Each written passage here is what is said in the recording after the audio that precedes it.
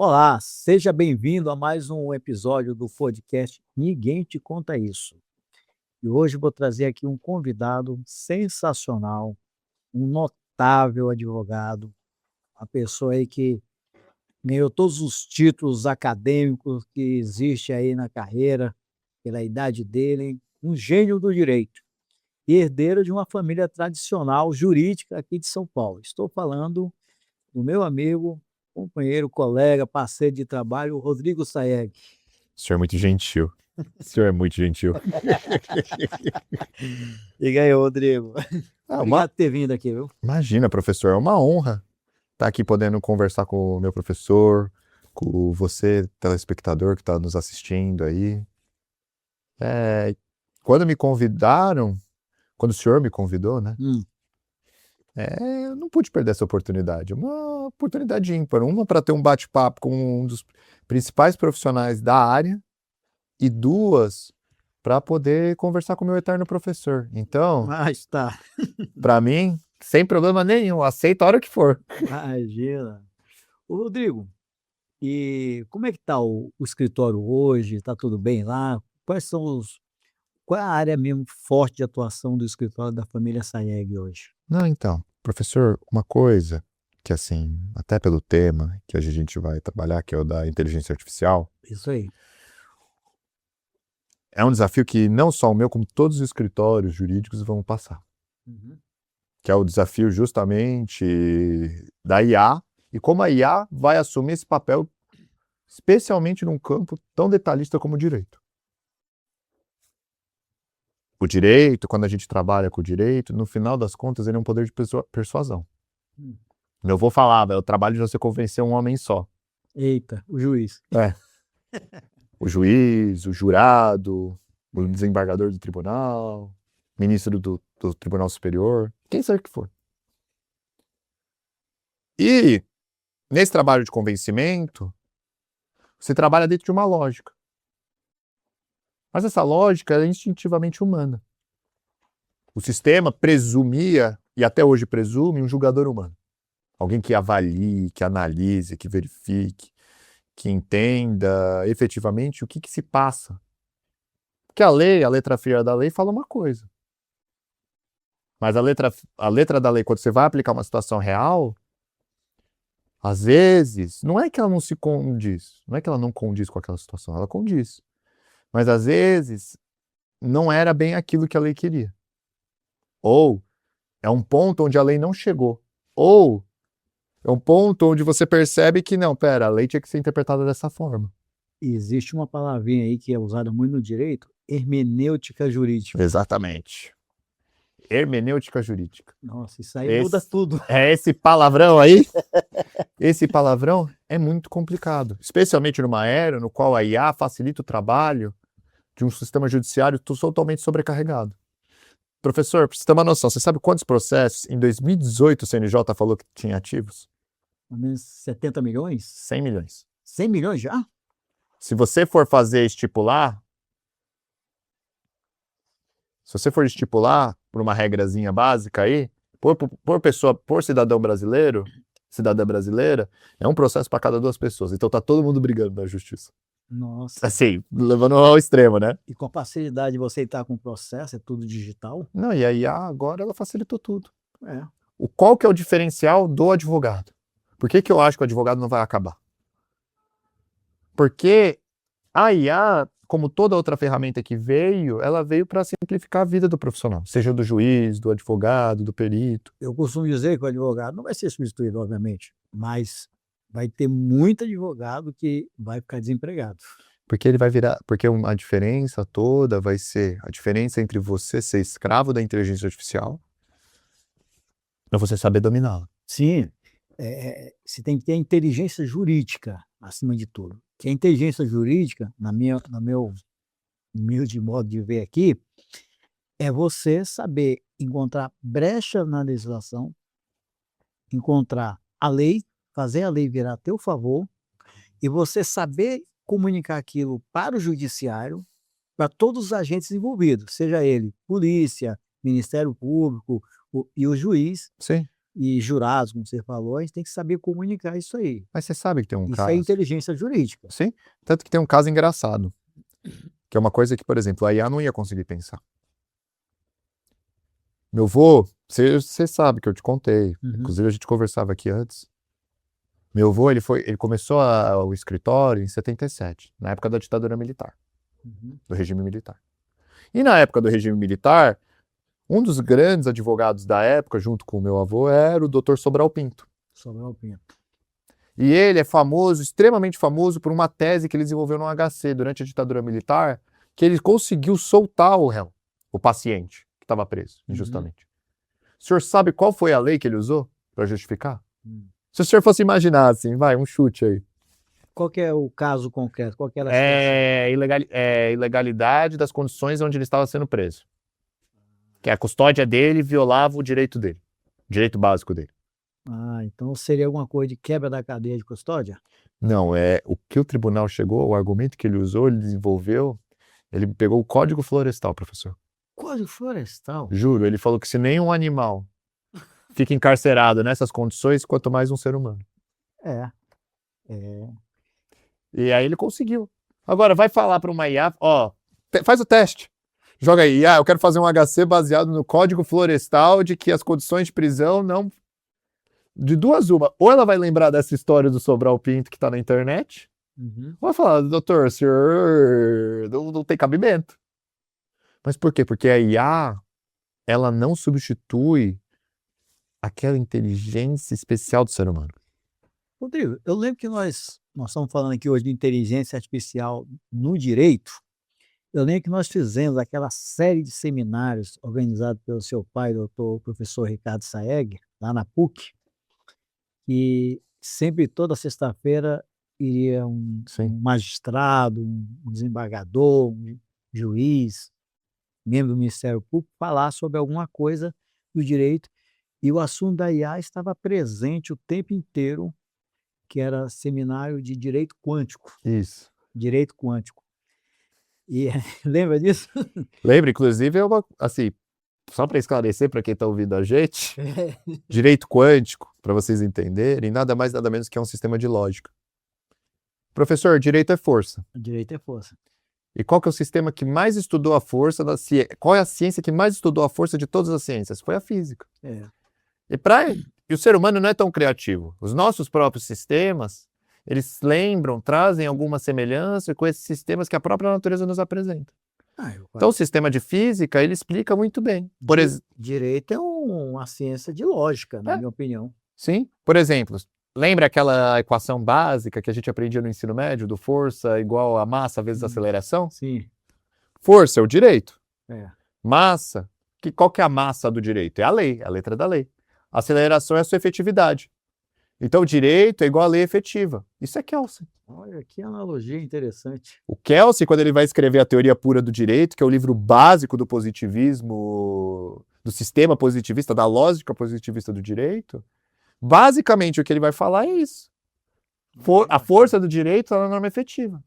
É basicamente a lógica. Qual que é a ideia do direito quântico? Quando o professor Ricardo e o professor Ville, Santiago Guerra Filho e o professor Wagner Balera se debruçam, eles percebem que essa analogia que o sistema jurídico ele ainda pegava essa lógica da física do século XVII, do século XVIII, que é super relevante, mas já havia uma evolução presente no estudo, que é justamente qual que é o mais moderno hoje no estudo da física? É a física quântica. E dentro da lógica da física quântica, você consegue resolver aquelas perguntas que são insolucionáveis no direito. Quando você começa a encontrar isso aqui que eu estou aprendendo, essa equação, vou aplicar na vida, nessa situação, passou a ter toda uma lógica. Sim. E o direito faz o processo contrário, nesse exemplo aí que você está dando. Ele tem uma lógica humanista, de entendimento das coisas do lado humano, mas tem uma lógica da realidade. Sim. Por exemplo, uma coisa que, inclusive, é a equação famosa do Einstein. Força igual a... energia igual a massa constante, não é isso? Vezes uma velocidade constante? E igual a mc ao quadrado? Ah, tá. Isso. Não é assim? A variação da massa. De forma constante? É. Então, através dessa fórmula, você consegue trabalhar como que o direito consegue ser positivista, ter a forma da lei, que é a massa. C, constância, que é a realidade, que é a força da realidade, impulsionando contra a própria massa e contra, inclusive, o humanismo, que é a energia. O que move, o que está por detrás do direito? É essa relação humana, um sistema humano. Já que você tocou nessa palavrinha, humanismo, o que é o direito humanista? Então, essa ideia do humanismo jurídico é uma coisa tão importante que é uma forma de você enxergar o direito. É você enxergar ele como o que ele efetivamente é. Que ele é um sistema criado para proteger o ser humano. Então, o direito ele existe em função do ser humano e não o ser humano em função do direito. Tanto que nos Estados Unidos era uma coisa muito engraçada. Lá tudo é júri. Tudo é júri. Tudo é júri. Por opção constitucional dos Estados Unidos, tudo é júri. E você sabia que uma das opções dos jurados se chama nulificação de júri? Ele pode chegar à conclusão de que não, de fato, a lei tá aí, mas eu não concordo com a lei, então eu não vou condenar. Não é que a lei tá errada, que é isso, que é aquilo. Não, eu não concordo, não vou condenar. Eu acho que a pessoa é inocente. Isso era muito comum na época da escravidão, no qual chegava uma pessoa que ajudou uma pessoa a fugir da escravidão, das suas amarras, ela era processada porque era crime ajudar um escravo a fugir. E quando chegava num júri, o júri falava, filho, tudo bem. É crime, mas não vou punir. Pois é. Eu não concordo. Mas por quê? Está errado? Está certo? Qual que é o limite disso? O limite está dentro do próprio sistema, do próprio atendimento do que significa o ser humano. Porque também tem o direito da vítima, em outras situações. Porque, por exemplo, numa situação dessa fácil como escravidão, é fácil falar. Mas e aí, num caso de feminicídio, por exemplo? Pois é. Como é que fica? Como é que fica?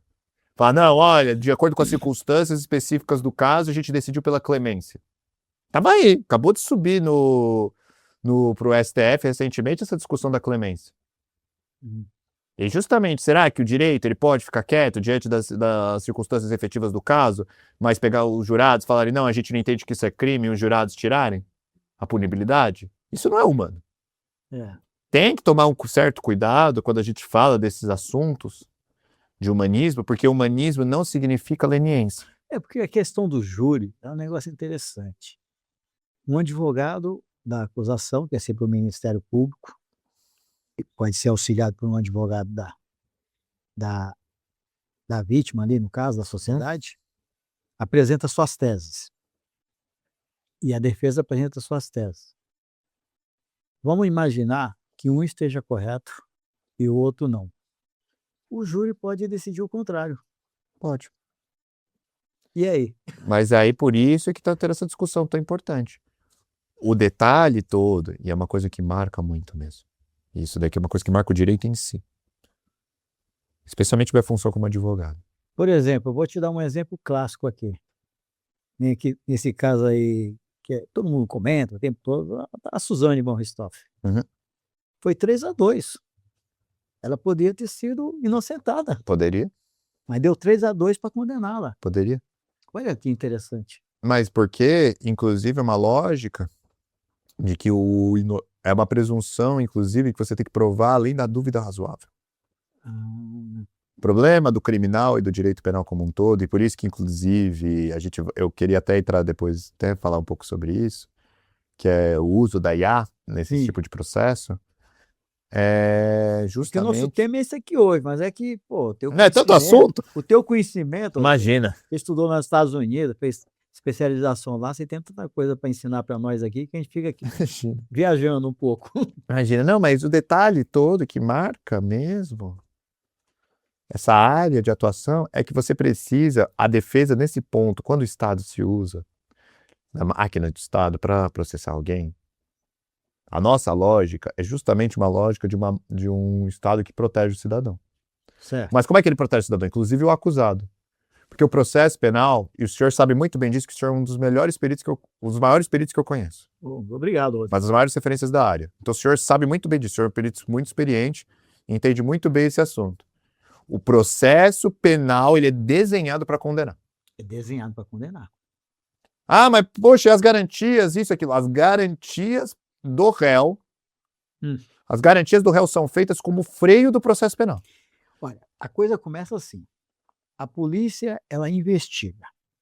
Ela acha alguma coisa ali. O que é que ela faz? Já chama a imprensa, que a imprensa já constrói a narrativa condenatória em cima da pessoa. Então, quando entra o Ministério Público para fazer a denúncia, a pessoa, em tese, ela está condenada Não é. já naquele momento, sem ter tido verificação das provas, sem ter sido verificada a cadeia de custódia, sem ter verificado uma série de direitos constitucionais do investigado, mas ela já foi condenada perante a opinião pública. E aí, se você não souber desconstruir tópico por tópico, ponto por ponto, você vai ser condenado. Mas o senhor sabe por quê? Mesmo que você seja inocente. Mas o senhor sabe por que a mídia hoje tem tanta influência num processo? Ah. Até engraçado, tá até pensando, refletindo sobre isso. Não digo sobre atuação aí, cada um que fale da atuação dos responsáveis, mas... Você sabe qual que é o objetivo do processo penal? A finalidade dele? É verificar se houve ou não um crime. Mas você sabe qual que é o termo técnico que a lei usa? Não, Que a doutrina usa quando vai falar desse tema? não. Verdade real. Verdade real. O direito penal, o direito processual penal, ele trabalha com a ideia de que o processo é desenhado para achar a verdade real. Nada mais. Verdade real. É, só que aí o problema. Me fala o que define para mim verdade real. Verdade real na ótica de quem? O detalhe todo é justamente por isso que as garantias existem, por isso que eu falei que a lógica do processo é condenar. Não, e tem um detalhe, Porque tem um detalhe. Às vezes a polícia abre uma investigação, aquilo vaza para a imprensa, e aí a imprensa começa a colocar uma pressão em cima da polícia, então a polícia agora vai ter que provar que a pessoa é culpada, mesmo que ela não seja. Por algum motivo ela tem que ser condenada. Então, por isso que... Não, porque o detalhe todo é o seguinte. A verdade, ela é uma coisa... Por isso que as garantias penais existem. Porque para você chegar a uma verdade real, como a lei fala, dentro da lógica do processo, no qual você tem uma investigação, você tem todo o poderio do Estado em cima de você, que o Estado tem recursos e tempo ilimitado para agir e você não... Você tem os prazos ali... Não, mas mesmo assim, o detalhe, mesmo com a questão de todos têm prazos, mas o que eu digo é que o recurso do Estado é infinito. Não, o que eu quero dizer é o seguinte, o Estado, ele passa um ano te investigando. Sim. E junta... Você tem 5 dias para se defender. Isso Sim. é uma coisa... 10 dias, dependendo da resposta à acusação, sim. Mas aí tem um elemento que os advogados não estão sabendo usar, e vocês lá sabem usar isso muito bem, que é a questão do provimento 188 da OAB, da perícia investigativa ou da investigação defensiva. Que quando você anuncia que você vai fazer uma investigação,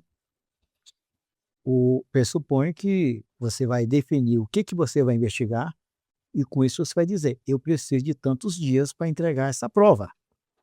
Porque eu vou ter que analisar essa quantidade de documentos, vou ter que fazer essa quantidade de diligências, isso vai demorar, sei lá, 60 dias.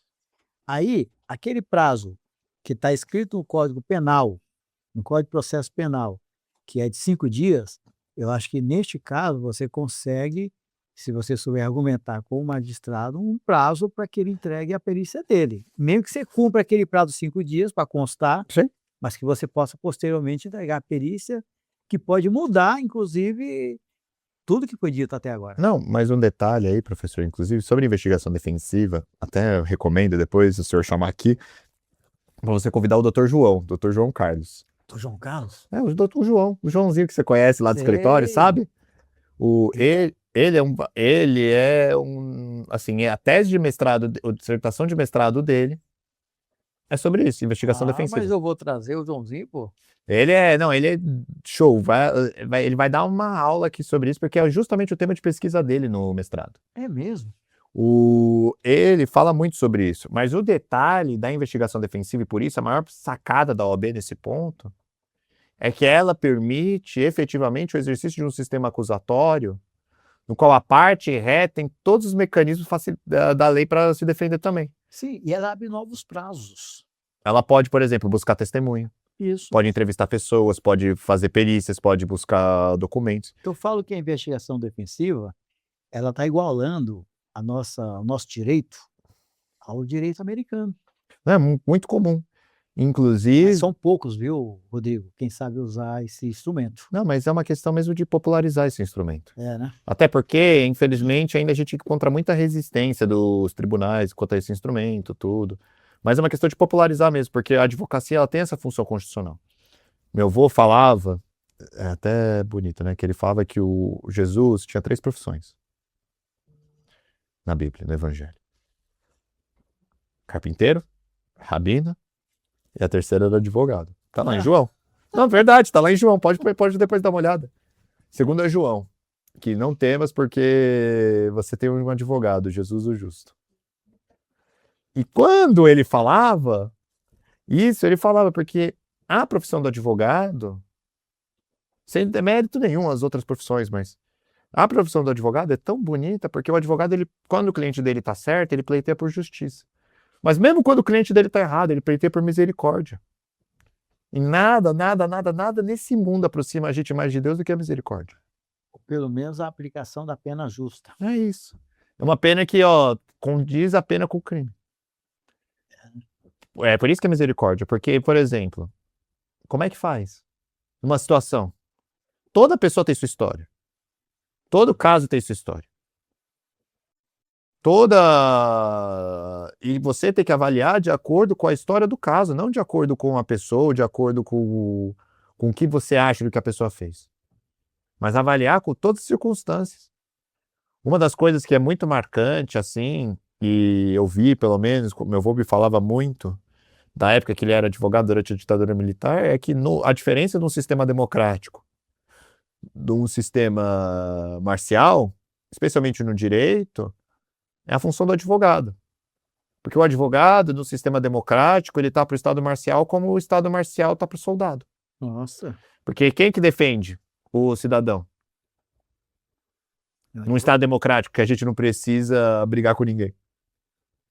É um advogado. Então, eu acho, assim, pelo amor de Deus, eu vejo dentro desse contexto, dentro dessa estrutura jurídica, especialmente no processo penal, que inclusive com a advocacia defensiva, com o provimento da advocacia defensiva, da investigação defensiva, de você poder usar a investigação defensiva para facilitar a atividade. Nós usamos bem, né, Rodrigo? É bom. Mas esse provimento é justamente para facilitar a atividade do advogado e dar liberdade e autonomia dele de poder colher prova. Não, e outra coisa, ele poder colher prova de eventos que eventualmente não foi visto na época da coleta de provas. Sim. Porque o advogado, ele é o investigador do processo. Sim. Aí quando ele contrata um perito, ou nomeia um perito para fazer uma certa investigação que é mais técnica, o perito pode descobrir alguma coisa que ficou passado lá para trás. Excelência, é o tal do fato novo. O que eu estou discutindo muito hoje, Rodrigo? Está cheio de escritórios grandes, com grandes advogados famosos, que acham que vão conseguir teses boas de defesa dos seus clientes com base na narrativa jurídica. E eu digo que esse advogado, ele vai ter que pensar seus conceitos, porque o juiz, ele quer um negócio chamado qual é o fato novo, que eu ainda não conheço, que está nos autos que você me traz. Porque, querendo ou não, isso é muito... é aquela história da verdade. Uhum. De novo, a gente trabalha com a ideia, com o conceito da verdade. O que é a verdade? É a tese que eu construo sobre ela ou o fato objetivo do que aconteceu? É o fato objetivo do que aconteceu. A conclusão que eu extraio desse fato é aí que a gente desenvolve a tese. Não o contrário.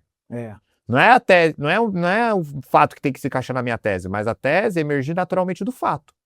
E aí saem as teses mais, assim, marcantes mesmo.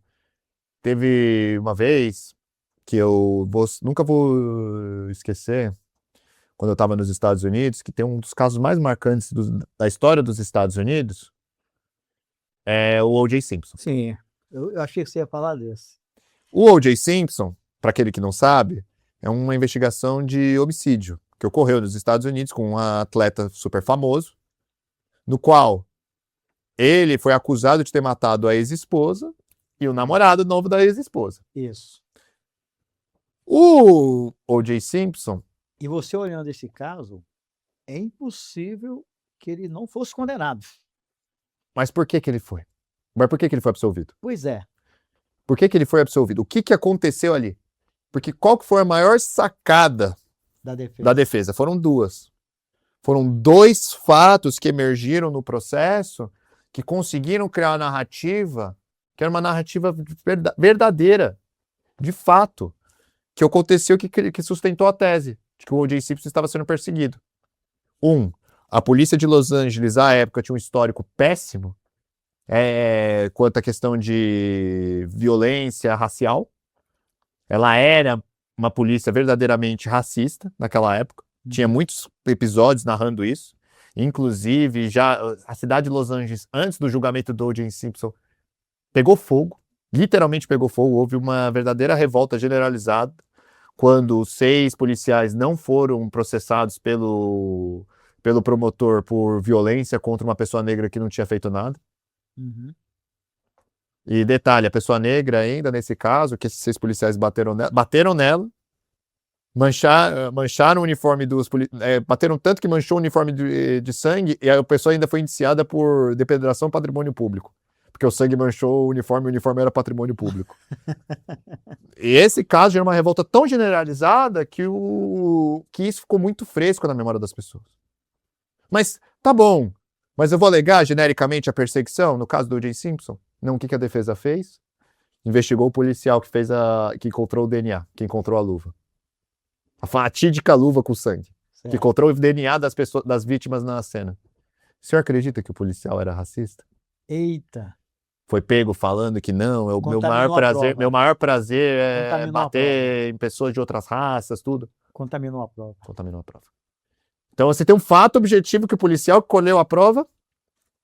Com o objetivo de criar uma prova, ele fabricou uma prova, vamos dizer assim. Não, existia um fato objetivo que o policial ele tinha um motivo para perseguir o O.J. Simpson. O que ele fez com a prova, se foi fabricado ou se não foi, não interessa. Mas você já colocou em dúvida toda a prova do DNA, porque o DNA foi colhido por um cara que tinha um motivo de perseguir o O.J. Simpson. Então, conheço um outro caso em que era um assassino em série de mulheres e a polícia conseguiu, enfim, uma sobrevivente de uma desses tentativas de assassinato e levou na delegacia para reconhecer. E ela estava lá olhando as fotos, tudo, e ela foi até o banheiro, com a filha, posso ir até o banheiro antes de terminar de ver todas as fotos? E nesse momento que ela vai para o banheiro, nesse momento está chegando alguns suspeitos, que faz parte do reconhecimento, ela também tem que reconhecer. E era um suspeito que a polícia acreditava que aquele era o criminoso. Aí, pelo fato dela direcionar dessa testemunha ter ido ao banheiro na hora que cruzou com esse suspeito na delegacia, o reconhecimento dela não pode mais ser utilizado. Sim. Porque ela saiu daquele ambiente protegido ali e contaminou a prova. Não, mas... E ela falou, foi ele. Então. Mas a prova dela passou a não valer mais. Mas para você ver como é importante. Porque qual que foi o segundo ponto do caso do O.J. Simpson que marcou muito? Aí entra a fatídica da luva. Porque eu tenho a luva, o promotor falava, eu tenho a luva é dele, eu tenho o recibo de compra da luva. Essa história de policial, essa história todo mundo conta, é para sair fora de um homicídio. Foi provar a luva não serviu, e aí? E aí? O problema é que no momento que a prova foi produzida de que a luva não serviu, todas as outras provas ficaram sob cheque. Porque as pessoas lembraram daquele contexto do policial preconceituoso. E aí, como é que fica? Pera, foi um policial preconceituoso que colheu o DNA, achou a luva, achou tudo isso. Aí a luva vai lá e não serve? Pois é. Ah, não, mas esse recibo? Ah, esse recibo é de outra luva. Sei lá, não é dessa luva, não. Não é possível. Cadê a história? Cadê a lógica? Tanto que o caso do O.J. Simpson, ele desviou o foco de uma investigação sobre feminicídio e virou um foco sobre você conseguir sustentar a narrativa de um racismo estrutural. O que absolveu O.J. Simpson é uma tese Uma tese de de racismo estrutural. de racismo estrutural que a polícia de Los Angeles o perseguia. Então não havia como você condenar ele sem dúvida razoável de que aquela condenação não foi forjada. É. Mas Não houve um incremento além da prova. então, mas mas de onde que saiu? Foi o advogado peticionando, fazendo petições lindas e bonitas Isso aí é. de que o jurista, o direito, não admite racismo e você tem que entender. Será que foi só isso? Não foi. O que foi efetivamente a prova concreta de que havia indícios concretos de que o policial que colheu a prova, que foi o responsável pela investigação, tinha um preconceito. E esse preconceito contaminou toda a prova. E aí culminou com a cena fatídica da luva. A luva por si só, ela é impactante. Mas não foi só ela. Porque a luva por si só não afasta o DNA, não afasta o sangue, não afasta isso, não afasta aquilo. Ele poderia estar usando uma luva que não coubesse na noite. Foi a única que ele achou e foi lá e... Mas o que pegou? Qual que foi a narrativa que se construiu? Qual foi a tese? A tese se construiu a partir de um elemento fático. Ela nasceu do ar. É esse que é o detalhe que, assim, a minha profissão, ela trabalha muito com isso. A atuação que a gente tenta desenvolver é sempre nesse sentido. Perfeitamente. Se for para falar de abstração, de tese, estudo, é muito importante ter essa cultura jurídica para desenvolver tese. Mas de nada adianta uma tese. O que adianta uma tese se eu estou falando sem suporte no fato? E a perícia investigativa defensiva vai dentro dessa mesma linha. É exatamente isso. Tanto que tem uma cena, saiu no Migalhas, faz um tempo já, de um advogado fazendo uma sustentação oral e um desembargador comentando na sustentação oral. E o desembargador comenta, ele fala, olha, veja bem, o senhor é muito culto, uma cultura jurídica irretocável, mas falou, Cadê a prova? mas não tem um elemento disso nos autos. O problema é esse, cadê o elemento dos autos? Porque a ideia da tese existe. O juiz, ele conhece tão bem a tese quanto nós. O promotor conhece tão bem a tese quanto nós. O que diferencia? É o elemento fático que dá suporte à sua tese. Qual que é o elemento fático? Qual que é a prova? O que dá suporte? O O.J. Simpson, que era o caso mais polêmico da história dos Estados Unidos. O julgamento do século. O julgamento exatamente, assim como eles chamam. O julgamento do século. Agora, para modernizar, porque ele foi substituído, porque agora tem o do novo século, você ficou sabendo? Que é o da Amber Heard contra o Johnny Depp. Ah, isso. Que também é outro. É outro, mas... Ele escapou por pouco, hein? Não, mas por que o Johnny Depp venceu? Qual que foi o fato objetivo que tirou o Johnny Depp da postura dele? Porque ele estava, inclusive, ele estava já com uma decisão da Inglaterra que condenava ele pelos mesmos fatos, falando que não, olha, que ele tentou processar um jornal por difamação e o jornal ganhou na Inglaterra. Ele levou para os Estados Unidos e nos Estados Unidos ele foi discutir com a Amber Heard se ele foi violentador ou não violentou. O que levou o tribunal, o júri, levou o júri naquela oportunidade? O que levou, inclusive, a percepção popular que assistiu o júri a mudar de opinião? Foi a tese? Não foi a tese. Até porque hoje a tese é pró proteção integral da mulher, que está correto. Certo. Até por uma questão histórica e cultural da opressão nesse momento. Mas o que foi? Foi o fato objetivo que naquele caso se provou que a proteção da mulher estava sendo abusada, estava sendo explorada, para fim próprio. Por isso que a Amber Heard sai de vilã e o Johnny Depp sai de vítima. Verdade. Eu assisti a série. Ele sai de vítima por quê? Porque ele conseguiu convencer. Ele pegou o quê? Episódios, aqueles episódios fatídicos de... não sei se pode falar aqui do podcast, mas, por exemplo, o Johnny Depp chega um dia em casa e é narrado... Você é advogado, você que sabe. Não, então, o Johnny é fato jurídico. Então, assim, eu só tô relatando os fatos do caso. O Johnny Depp chega em casa e ele encontra no travesseiro dele um excremento humano. E aí? Isso é normal? É uma situação normal de convivência? Será? O que acontece? O que ficou provado? O que muda isso? Qual que é a prova efetiva? Essa é a pergunta que tem que ser feita num processo. O que prova? O que prova? O que deixa claro que a situação é essa? Porque a tese nasce da prova. Especialmente a tese que, para mudar um pensamento jurídico antigo e clássico. Eu gostei dessa frase. A tese Nasce da prova, nasce do fato. Professor, agora eu vou pegar um caso mais marcante. Quando os Estados Unidos acabou com a segregação nas escolas, acabou por meio de uma decisão judicial. A decisão judicial se chama Brown contra Conselho de Educação. 1956, se eu não me engano. Década de 50. E a tese prevalente, inclusive instituída pela própria Suprema Corte, é que é separado, mas igual. Você segrega, inclusive, para proteger a pessoa, que é um absurdo. Mas... para rever a segregação, que é para rever um posicionamento da Suprema Corte. Como é que ficou... Qual foi o elemento? Eles provaram. Provaram que esse sistema segregacionista nada mais, nada menos é do que preconceituoso. Então não atingia a finalidade que a Suprema Corte imaginou em 1910. Separação. Não existe, a Suprema Corte fala, não existe sistema realmente igual no qual que você separa baseado na cor da pessoa. Não.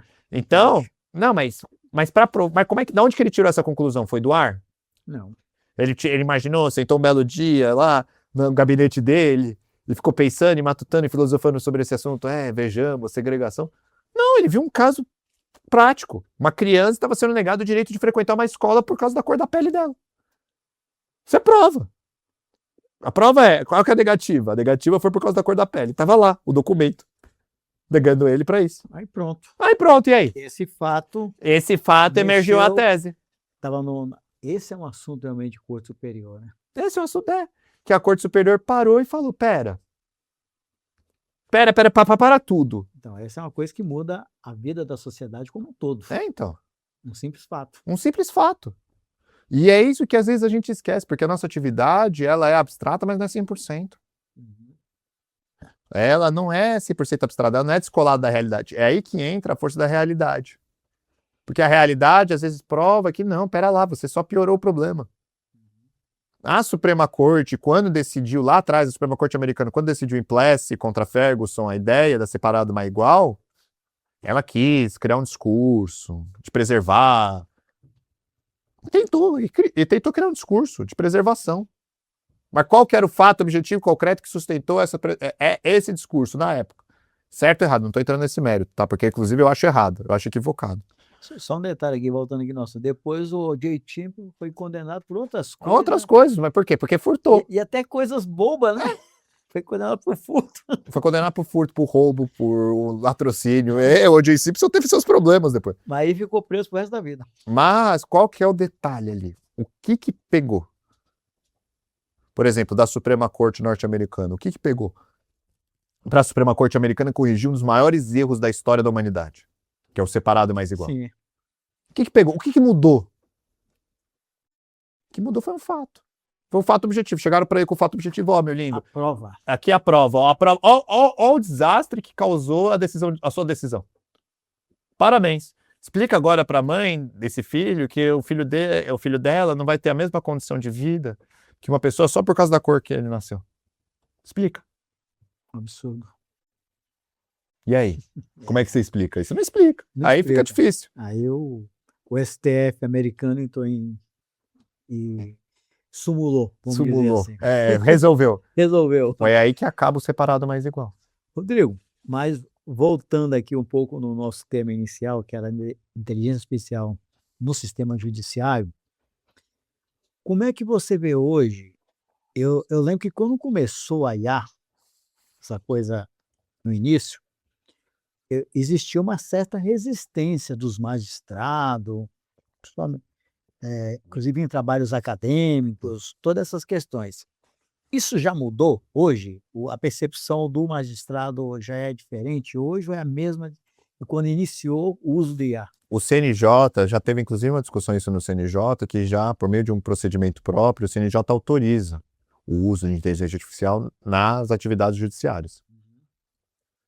Inclusive, os próprios sistemas dos tribunais, os tribunais já estão contratando sistemas próprios de IA para fazer análise de recursos de admissibilidade. São Paulo já tem uma IA aqui, né? São Paulo tem uma IA, o STJ já tem uma IA, o Supremo estava desenvolvendo uma IA, na qual, inclusive, isso faz um tempo já, que eles tinham desenvolvido uma IA chamada Vitor. Vitor é em homenagem ao ministro Vitor Nunes Leal. E o Vitor, ele foi criado para fazer admissibilidade de recurso. A ideia era fazer um sistema que faça análise da admissibilidade dos recursos extraordinários para o STF. Qual que é a ideia? A IA é uma ferramenta e ela facilita muito o trabalho. Muito, muito, muito, muito. Então, o que está se percebendo foi como aconteceu com o processo eletrônico. Como aconteceu também antes com o computador. Como aconteceu também antes com a internet. Com o próprio telefone. Há uma resistência natural de um avanço tecnológico. O que não pode acontecer? É você depender 100% da IA. Sim. Porque a IA não é humana. Ela não tem, por mais que ela tenha um raciocínio fantástico, inclusive fala-se de um QI muito maior, um poder computacional muito maior que um QI humano, uma capacidade de administrar e memorizar informações muito mais fácil, mas ela não tem o feeling. Essa inteligência, o que alguns chamam de inteligência emocional, o que eu pessoalmente chamo de alma. O ser humano, ele tem uma capacidade, quando ele julga, justamente de fazer uma análise que a IA nunca vai conseguir fazer, uma análise de consciência. Análise de consciência. Fazer uma análise, não, pera, esses fatos levam a crer isso. Porque ela vai tratar como uma fórmula matemática. Mas, por exemplo, esse caso vamos pegar um exemplo, assim, efetivo. Inclusive que saiu recentemente nas notícias, um relatório policial que foi confeccionado através da IA. Cujo todos os elementos foram analisados pela IA. E a autoridade policial declara isso, fala, não, eu usei a IA para facilitar meu trabalho. E tá aqui o que a IA conclui. Mas, e detalhe, e pior, dependendo da pessoa com quem você fala, dá um elemento persuasivo ainda maior. Por quê? IA tem preconceito? É possível se falar disso, depois eu vou até entrar nesse ponto, mas assim, para uma pessoa normal, Só se você colocar lá, analise com preconceito. Aí é que tá. Ela, na verdade, nada mais, nada menos é do que um liquidificador. Imagina um liquidificador. Isso é muito engraçado até. Imagina um liquidificador. E nesse liquidificador, você vai ter o suco do que você pôr lá dentro. Certo. Se você pôr laranja... É laranja. Se você pôr limão... Limão. Se você pôr o que não presta, não vai sair coisa que presta. Exato. Se você põe dados contaminados na IA, você pode chegar a uma solução de contaminação. Por exemplo, eu vou fazer uma análise da prática de crime por uma pessoa negra. Imagina a IA pegar a base de dados do nosso sistema prisional, especialmente diante do nosso racismo estrutural que a gente infelizmente sofre até hoje, e for lá bater o número e ver que a maior parte da população carcerária é negra e pobre. Qual que vai ser a conclusão da IA? Por uma questão meramente estatística, eu vou fazer uma análise aqui. Esse daqui é um elemento para se considerar. E aí? Tá totalmente errado, mas vai falar o quê? A IA, ela sofre de uma coisa chamada mito da neutralidade. Mito da neutralidade. Porque existe uma ideia de que a IA seja neutra, mas não, ela é como qualquer outra ferramenta. Ela parte, inclusive, da percepção do próprio ser humano que a manipula. Então, se o ser humano não tiver que tomar cuidado, ele é consumido pela própria IA e chega a depender de uma construção, de uma ferramenta que, inclusive, pode, por exemplo, alucinar. Pode, por exemplo, criar uma conclusão equivocada que não condiz com os fatos que ela analisou. Ou seja, você tem que ler, usar a mente humana e corrigir. Porque, inclusive, por exemplo, olha, quer dizer que não pode usar a IA para fazer uma análise de uma investigação? Lógico que pode. Mas quer dizer que a IA pode concluir o que a investigação diz por você? Não. É isso que o STJ enfrentou. O STJ falou, olha, a racionalidade da IA não é a mesma racionalidade humana. Não, está correto. Está corretíssimo. Então, não quer dizer que você não possa, a autoridade policial, usar a IA. É que a IA não vai substituir você. Certo. Até para depois não falar. Até porque depois, quem vai responder pelo ato, por exemplo, a investigação foi besteira, não era para ter feito, foi conduzida com abuso de autoridade, quem vai responder não é a IA, é você. Mas, por exemplo, eu já vi um inquérito policial, Polícia Federal, em que o perito da Polícia Federal dá um parecer inconclusivo. Mas o delegado assumiu toda a responsabilidade e colocou lá tudo conclusivo. Ou seja, talvez tivesse usado a IA, nesse caso, a IA indicar para ele que as provas não eram suficientes para ele concluir pelo indiciamento da pessoa. Mas ele concluiu pelo indiciamento, sendo que tinha prova no próprio inquérito dele lá, pelo investigador dele, perito dele, dizendo que aquilo lá não era conclusivo para indiciamento. Aí é que tá. Mas uma coisa, assim, Será que neste caso a IA não corrigiria esse equívoco que o delegado cometeu? Nesse caso, que eu não vou citar nomes aqui, mas é um caso que eu trabalhei. Bom, eu não vi esse caso, então eu não tenho como opinar, Certo. assim, mas teoricamente falando, no caso hipotético, É. numa situação hipotética dessa, eu te respondo da seguinte forma, professor.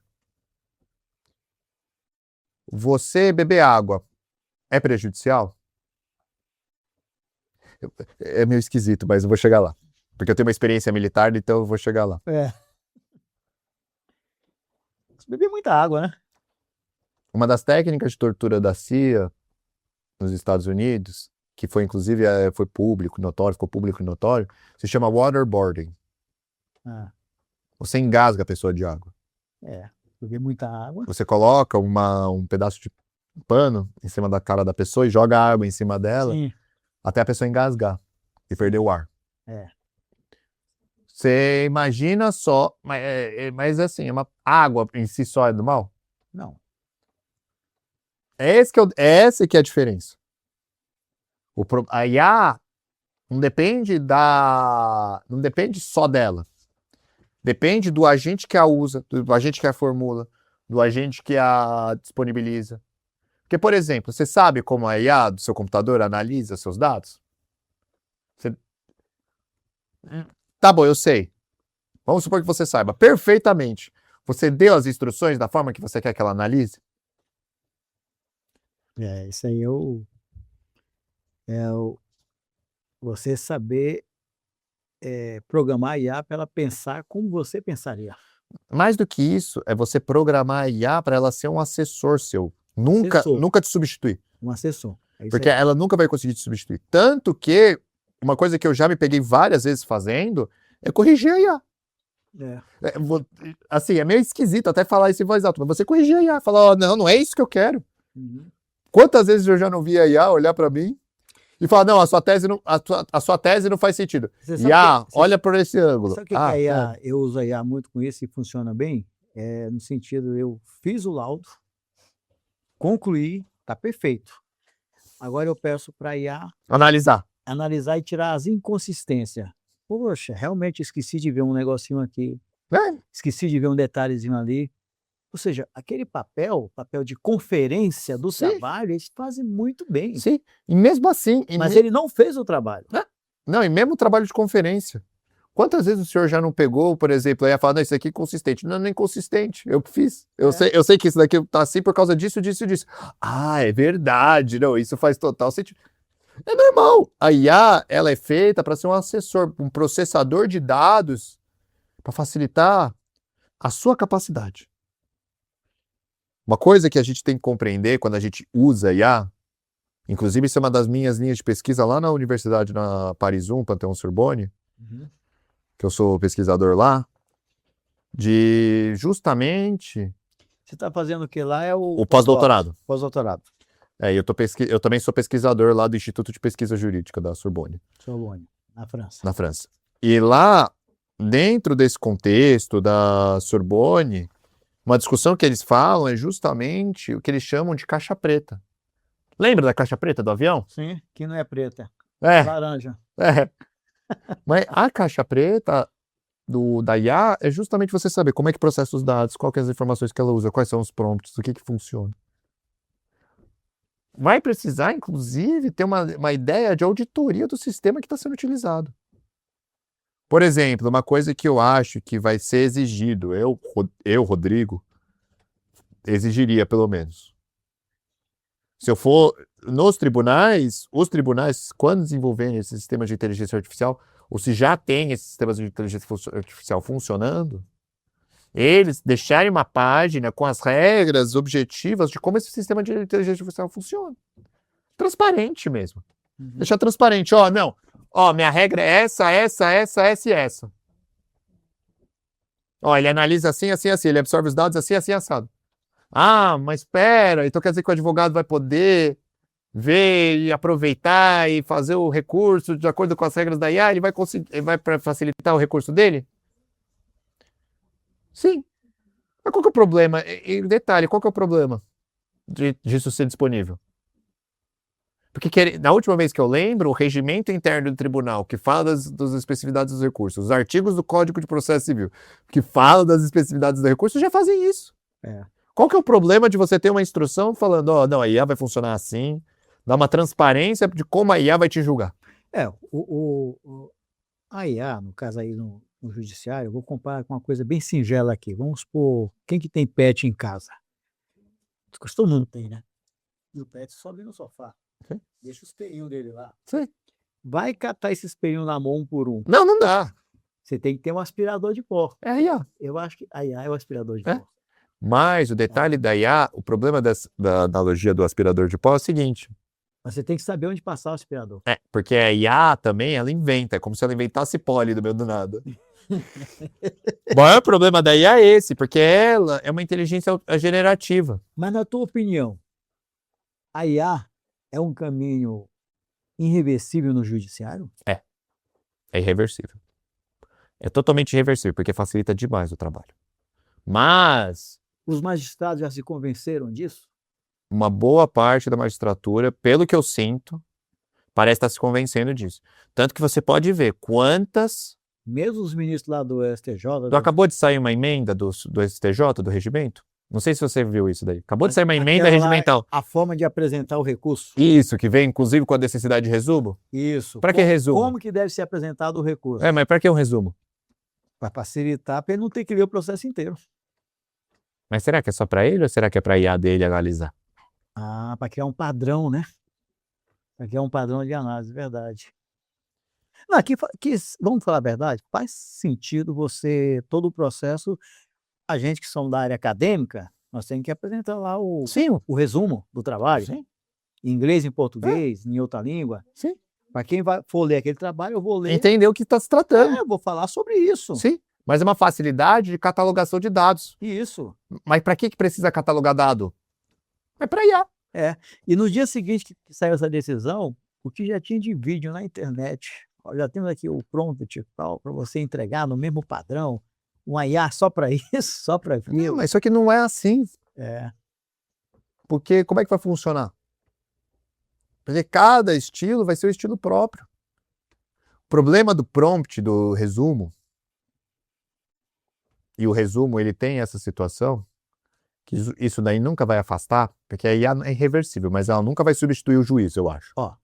E o advogado. Eu lembro, Rodrigo, quantas e quantas vezes eu, como perito, trabalhando lá no escritório de vocês, com o teu pai lá, esse trabalho que a gente ficava lá até meia-noite, e aquela nossa discussão ali, de ponto de vista sobre determinadas situações, é impagável. Aí não vai fazer aquilo nunca. Não.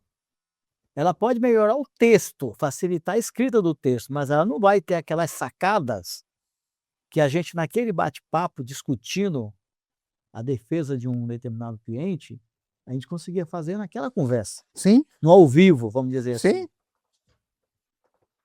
Mas Aí, por isso, professor, que isso marca muito, inclusive a, a nossa conversa. Esse que é o detalhe da IA. Por isso que eu acho que é irreversível, mas ela nunca vai conseguir substituir o advogado e o profissional. não tem como. Porque, não, mas o que vai acontecer é que o profissional vai ter que se adaptar. Certo. Porque o profissional ele não pode tratar a IA como se fosse o faz tudo, soluciona tudo e ser um advogado. Eu tenho visto, Rodrigo, não sei se você tem essa percepção também, muitos advogados formados com a OAB na mão, querendo atuar em outras áreas que não o direito mesmo, não a advocacia. Talvez até porque eles acham que o mercado é muito difícil de arrumar cliente, muito isso, muito aquilo, mas eu vejo que muito é porque ele não acompanhou essa tecnologia toda. Ele não conseguiu desenvolver a inteligência dele enquanto advogado para somar a tecnologia. Ele está achando que a tecnologia é mais inteligente que ele, em muitas vezes. Eu percebo isso, tem muito advogado que não está mais advogando. Olha, uma coisa que eu posso dizer, eu não posso comentar sobre a vida dos meus colegas, porque inclusive eles têm seus desafios próprios, e a advocacia é uma profissão muito difícil, principalmente porque é muito concorrida. São 1,5 milhão de advogados. É gente, É 1,5 milhão. é gente. E diz que tem aí mais ou menos uns 2 milhões tentando entrar, passar no Então concurso você da OAB. imagina o número de pessoas que estão disputando o mercado. É. E o que faz a pessoa escolher você? O que muda? O que muda é justamente uma coisa que eu percebi que tem, pelo menos, assim, me ajudado muito na minha trajetória profissional. É justamente você saber sopesar a diferença entre o lado acadêmico, o lado prático e o lado técnico. Você sabe, na minha opinião, o que muda, você ser escolhido ou não, é o advogado entender a dor daquele cliente, a dor do paciente. Porque o paciente, ele está chateado, se for um divórcio, ele está chateado numa cobrança indevida, ele está chateado numa acusação indevida de um crime. Então aquilo faz com que o emocional dele vá para o espaço. Então o advogado, ele tem que entender qual que é a dor do cliente e buscar uma solução para aquela dor. Só que não é inventar solução, é buscar realmente uma solução que seja possível de ser feita. Aí, aquele cliente vai encontrar no advogado um parceiro naquela luta. E deixar claro que ele não é o resultado final, é um produto de meio. Mas é aquele negócio, é perder lutando, Não, se for o caso. é mais do... Meu pai, ele fala, isso marcou muito. Meu pai, ele fala de uma ideia de você advogar por juramento. O que significa isso? Fiquei curioso. Quando você advoga, isso tem dado muito sucesso, pelo menos assim, tem dado muito avanço na minha área. Inclusive porque você vê, não só quanto a mim, eu estou falando de todos os colegas, que tem Certo. vários colegas que fazem isso, que eu vejo. É muito comum isso, que você sente, isso é tradicional do advogado mesmo, que o advogado parece que ele é tão cliente quanto o cliente, que ele encarnou a causa do cliente. Ele encarna mesmo, ele fala, não, isso é um absurdo, é uma injustiça, uma violação. Eu fico inconformado. Uhum. Essa renúncia, essa entrega, essa perspectiva de que o cliente, eu tentei, eu dei as mãos no melhor profissional do que eu conheço. Agora esse profissional me conduziu, me atendeu, cuidou de mim. É justamente aí que o advogado ganha o respeito dele. O respeito, ganha do Porque cliente fala, ó, e ganha recomendação para outros clientes. não, é uma coisa que me marcou muito, professor, que é, por exemplo, é uma coisa que eu pelo menos vi lá nos Estados Unidos. Lá nos Estados Unidos é muito marcante, até para uma experiência acadêmica, a relação do advogado com o seu cliente. Porque o advogado lá dos Estados Unidos, ele tem lá aquele mito, né, do Suits lá, que todo mundo vê da Sim. série, né? Heavy Spectre. Mas é mais do que só isso. Certo. O advogado é aquele cara que vê, recebe, vê o cliente, trata o cliente, cuida do cliente. E por que que o Harvey faz tanto sucesso? Vamos pegar o caso do Harvey. Sabe por que ele faz tão sucesso? Porque ele faz a investigação defensiva. O Também, tempo inteiro. também. Mas também, além disso, porque tem uma frase muito clássica dele, que é lealdade. Ele é leal, Leal. mas ele é leal ao cliente em primeiro lugar. Tanto que ele brinca, ele fala, você fica lá naquela situação, tudo tal, mas ele fala de lealdade. O tema do personagem é lealdade. E esse tema de personagem é o que ressoa com toda a advocacia. A advocacia, ela é construída na base da lealdade entre advogado e cliente. Tanto que, qual que é uma das principais prerrogativas do advogado? O sigilo. Sigilo. Do perito também. Então. Mas por quê? Porque você é o responsável técnico e o responsável técnico leal. Você, como perito, a sua lealdade ao sistema do Poder Judiciário. Aliás, no meu escritório, todo colaborador tem que assinar um documento. E ele não poder pegar nenhuma informação que ele tinha tido acesso e passar para fora. Mas qual que é a lealdade? A lealdade é que é a base da confiança. É. E no final das contas, a profissão do advogado é uma profissão de confiança. Uhum. É uma profissão de confiança. Tanto que tem um caso até muito marcante da história dos Estados Unidos, de onde nasce essa obrigação absoluta do sigilo. Fugiu o nome do caso aqui, depois até pego, mas é em Nova York. Um advogado, o cliente confessa para o advogado que ele matou algumas pessoas e fala para o advogado onde estavam os corpos. E o advogado, numa investigação defensiva, foi ver onde estavam os corpos. E a discussão era se o advogado é obrigado a revelar a informação que o cliente passa ou não. E aí?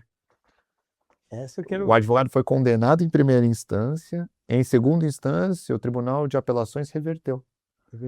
Falando que não. Ele não é obrigado. Ele não é obrigado porque, senão, o cliente não pode.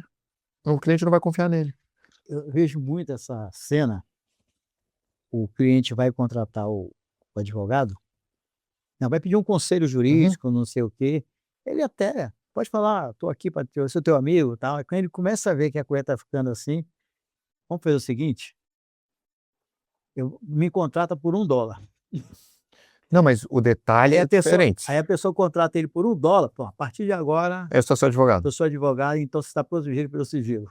Mas por quê? Qual que é a diferença? Mas existe uma diferença, porque isso não justifica, por exemplo, o advogado ajudar um cara a praticar um crime. Certo. É diferente. Isso daí não está protegido pelo sigilo. Mas qual que é a linha? Que é justamente essa linha da lealdade. Por isso que o advogado, inclusive, ele não pode se envolver muito com o seu cliente. Assim, nesse ponto. Porque o advogado, ele tem a distância de um médico. Ele está lá para cuidar e proteger o paciente. Inclusive, às vezes, dessas situações, até dele mesmo. O advogado, por isso que ele atua com a lei, por isso que ele é o primeiro magistrado da casa, e por isso que, inclusive, ele tem que aconselhar o cliente, cumpra a lei. Não vá fazer besteira. Porque justamente ele não pode ajudar a cooperar. Tanto que é uma das obrigações do advogado, por exemplo, tô sabendo que ele vai fazer, ele vai praticar um crime. Isso sim você pode revelar. Porque, é um crime no futuro que ele vai falar, não, vou matar essa pessoa. Tô indo lá agora, doutor. Não faça isso. O advogado pode ligar, pode avisar a polícia, tá indo lá. Tanto que é até engraçado. Eu até vi numa série uma vez. Mas você perceba que o uso da expressão pode, né? Eu vi uma vez um caso Isso é em Boston. No qual o dever de sigilo ele contra uma exceção de fatos pretéritos. Uma. Que o advogado pode, se ele quiser, ele pode revelar o segredo do cliente, se isso impedir a condenação de um outro inocente. Mas ele pode, ele não é obrigado. Interessante. Ele não comete falta ética, a regra é essa. Como se fosse uma excludente de punibilidade, como se fosse uma legítima defesa, exercício regular de direito ou cumprimento de dever. Mas não seria nem cumprimento de dever, seria um exercício regular de direito. Se ele, na consciência dele, falar que, não posso, ele teria que proteger. Mas o detalhe todo, assim, falando dessa discussão e voltando para IA, é o seguinte, inclusive nessa questão de sigilo, você sabe se a IA vai guardar seu sigilo? Não, porque para e pensa. É verdade, hein? Porque tá tudo dentro da IA, tá tudo armazenado numa quantidade. É verdade. Eu não tinha pensado nisso. Já parou para pensar? É fogo. Não, eu tô pensando agora, Pedir para excluir. Tudo é sigiloso, mas na verdade a IA tem tudo lá, todos os teus segredos. Ela é obrigada tem uma série de regramentos, inclusive, que ela tem que manter em sigilo. Mas mesmo que nem o Microsoft, por exemplo, tá na rede mundial de computadores, vai estar lá. Por que consegue-se uma autorização de quebra? Mas aí é aquela coisa, Rodrigo, o que não está hoje armazenado em algum lugar? Por isso que a ideia da privacidade se estende para as nuvens, se estende para os sistemas digitais. Hoje não tem nada seu de informação que não esteja guardado em algum lugar que não está sob o seu controle. Aparentemente está, você tem lá uma senha para entrar, tudo, mas alguém está tomando conta. Mas isso, inclusive, é da LGPD. E a LGPD tem uma previsão expressa que permite com que o titular, que a lei usa esse termo, o titular do dado, possa pedir para o provedor de tratamento desses dados, para a pessoa que irá tratar os dados, deletar, inclusive as informações que dela constam lá. Mas aí, esse assunto, até nós estamos um pouquinho de tempo aí, mas eu quero falar disso aqui. Olha só, imagina a seguinte situação. Você tem todos os seus dados, todo o seu conteúdo, inclusive, que te condena ou te absolve, está dentro de um data center, de alguma base de dados, de alguma IA, de alguma uma Apple da vida, uma Microsoft, e assim, uma Google, e assim vai. Vamos supor que essas questões políticas, ideológicas, sou de esquerda, sou de direita, tal, alguma coisa do tipo assim. Uma desses provedores gigantes aí, sabendo que tem algo ali que pode te inocentar, ou tem algo que pode te condenar. Qual é a garantia? Porque eu vejo toda hora esses sites, não vou falar nome aqui, mas que vazam informações. Como é que eu não sei? Os caras somente vazam. Não sei. E estão protegidos pelo sigilo do jornalismo. Mas como é que eu não vou saber que esse dado não foi vazado de dentro de um desses provedores para esses sites que vazam? Você quer uma recomendação? Fala. Uma recomendação de vídeo para os nossos convidados? Sim. Procura depois o John Oliver. John Oliver. O John Oliver, ele é um comediante americano. Na verdade, é um comediante inglês que mora nos Estados Unidos. E ele faz um episódio sobre isso. Sobre dados, violação e privacidade de dados. Inclusive, ele faz isso como uma crítica ao Congresso americano, que estava querendo boicotar a proteção de dados, tudo, e essas regras de exclusão, e regular a atividade desses mineradores de dados e de violação. Agora eu comecei a lembrar. Alguma coisa. O John Oliver ele faz uma piada que no final ele chega... Não, mas só para você ver como é importante isso daqui, eu fui lá numa dessas vendedoras de dados e comprei umas informações aqui, por exemplo, de geolocalização de um determinado deputado que estava num ambiente que não é muito propício. Sei. Porque um deputado casado de estar. Eu também vi aqui, que o outro deputado se encontrava em tal lugar quando eu disse que estava no Congresso. Eu encontrei aqui que... Porque é um poder muito grande em cima dessas empresas. Então. Aí toda hora você vê assim, eu fico pensando assim, vazou essa informação. Da onde que veio? O documento está lá, no celular apreendido, na mão da autoridade policial. guardado ali dentro de um cofre. E como é que vazou? Será que só é da autoridade policial o vazamento? Porque ele está dentro do celular, mas aquilo está dentro do quê? De uma base de dados. Está armazenado em algum lugar. Sim. Esse cara que tem o armazenamento, esse que tem o verdadeiro poder. Sim. Eu tinha Ele pode ser o vazador. eu tinha um professor de direito penal que ele brincava muito, que ele falava que você sabe qual que é a pessoa mais poderosa Ah, do país? ah. É justamente esse que controla essas bases de dados, porque ele nunca vai ser grampeado, nunca vai ser hackeado, por que que ele defere? Ele que passa os dados que ele pode entregar. Isso é Rodrigo, nós até estouramos nosso tempo aqui. Cara, mas que papo legal. Obrigado. E a conversa fluiu aqui, foi bem tranquilo. Você deu uma aula aqui realmente para o nosso público aqui. E eu queria te agradecer, cara. Imagina. Te agradecer por você ter vindo aqui. Eu sei que teu escritório lá ferve lá o dia inteiro. Eu Ferve. sempre vou lá e vejo. Mas você deixou aqui, reservou esse tempo aqui. Agradecer a tua assessora lá, a Viviane, a Vivi, né? 10. A Vivi é 10. E ela que possibilitou a tua vinda aqui, graças a Deus. E eu acho que o nosso público aqui foi premiado com essa tua aula aqui que você deu aqui para nós. Imagina. Tá certo? Imagina. Só. Quem dá aula aqui é o senhor, professor. Imagina. E aqui vai passar no nosso. Quando vai passar aqui todos os teus dados, tudo. O pessoal vai poder te achar, tudo direitinho. Não, vai ser qualquer coisa, qualquer dúvida, eu estou sempre à disposição. Tá bom. Então, eu queria te agradecer. Essa aqui é a verdade. Eu que agradeço a oportunidade de estar aqui podendo falar para você, para o nosso público, que é o seguinte, né? Eu acho que uma parte da academia, a gente pode pesquisar, mas se a gente não expor nossas ideias, né? Ninguém vai saber.